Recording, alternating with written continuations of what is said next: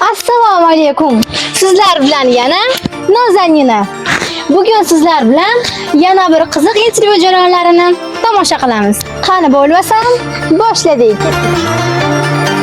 Assalomu alaykum. Sizlarni 1 minutga bezovta qilamiz. Sizlarga savolim bor. 1 va 3 dekabr qanaqa kun deb o'ylaysiz? 1 dekabr qanaqa nima edi?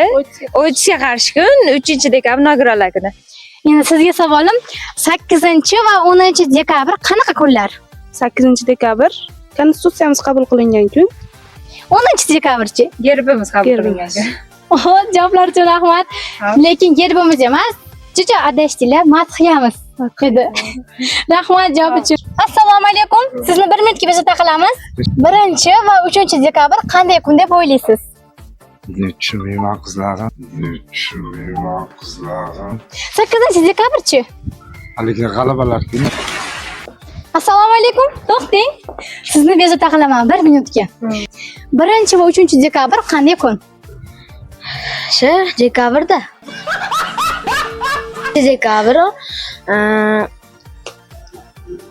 bayram qanaqadir. Qanaqadir bayram.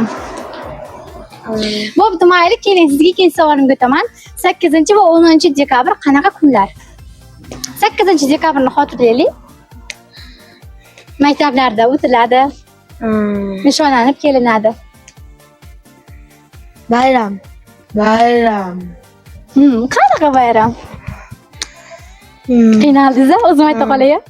1 dekabr o'tishga qarshi kurashish kuni. 2 va 3 dekabrimiz nogironlar kuni. 8 dekabr Konstitutsiyamiz qabul qilingan kun va 10 dekabr madhiyamiz qabul qilingan kun. Rahmat javob uchun.